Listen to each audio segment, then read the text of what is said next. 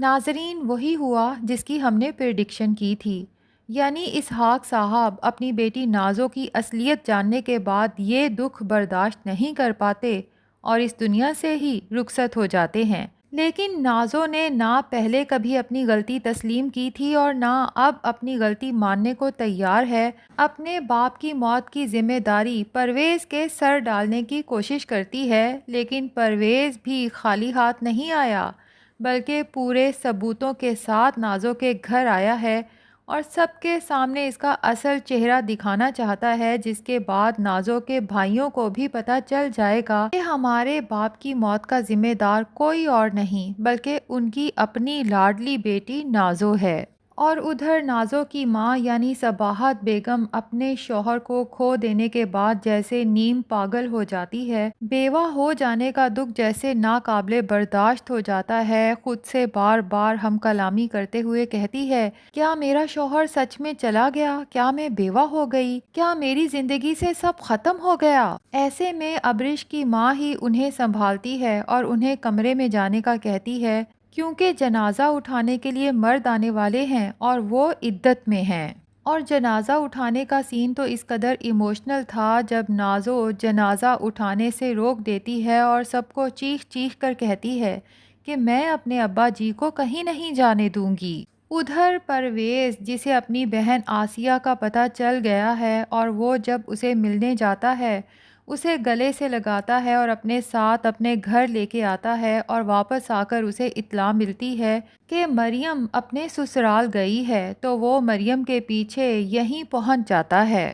اور نازو جیسے ہی پرویز کو گھر کے اندر داخل ہوتے ہوئے دیکھتی ہے تو وہیں سے چیخنا چلانا شروع کر دیتی ہے کہ تم یہاں کیا کر رہے ہو؟ کیا لینے آئے ہو یہاں پر؟ تمہاری وجہ سے میرے ابا جی اس دنیا سے چلے گئے، تم ہو میرے ابا جی کی موت کے ذمہ دار۔ اب تو سکون مل گیا ہوگا نا تمہیں؟ پرویز تو نازو کی یہ باتیں سنتا ہے تو حیرت میں مبتلا ہو جاتا ہے اور دل ہی دل میں سوچتا ہے کہ نازو، اب تمہیں پتہ چلا کہ باپ کے جانے کا غم کیا ہوتا ہے۔ کبھی تمہاری وجہ سے ہم نے بھی اپنا باپ کھویا تھا، لیکن اس وقت تمہیں ہماری تکلیف کا احساس نہیں ہوا تھا۔ بہرحال یہاں پر نازو کے بھائی تو بہت پریشان ہوں گے کہ آخر نازو اس سب کا الزام پرویز پر کیوں لگا رہی ہے۔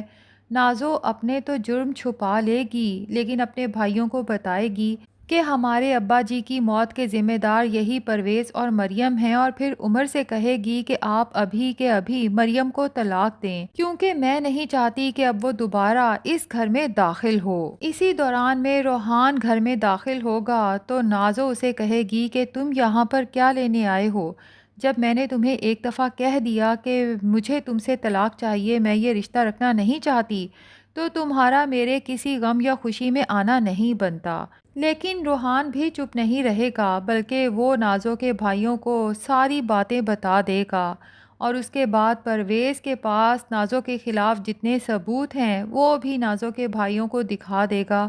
تو یہ نازو جو ابھی تک اپنے باپ کے جانے کا اتنا غم منا رہی تھی اور ایکٹنگ کر رہی تھی جیسے یہ سب لوگ میرے باپ کی موت کے ذمہ دار ہیں، سب کے سامنے راز کھل جائے گا کہ اس سب کی ذمہ دار صرف اور صرف نازو ہے۔ تو ناظرین، لگتا یہی ہے کہ روحان وہیں کھڑے کھڑے نازو کو طلاق دے دے گا، اور بھائی بھی نازو کی سچائی جاننے کے بعد اسے گھر سے چلے جانے کا کہیں گے، جبکہ نازو کا گھر تو پہلے ہی پرویز خرید چکا ہے۔ اب دیکھتے ہیں کہ نازو کی قسمت میں کیا لکھا ہے، در بدر کی ٹھوکریں، یا پھر ممکن ہے کہ نازو کو اپنے گناہوں کا احساس ہو جائے اور وہ سب سے اپنے کیے کی معافی مانگے اور روحان اسے معاف کر دے۔ ویسے ناظرین، آپ کا کیا خیال ہے؟ نازو کا اینڈ برا ہونا چاہیے یا آخر میں نازو کو معافی مل جانی چاہیے؟ کمنٹ سیکشن میں ضرور بتائیں۔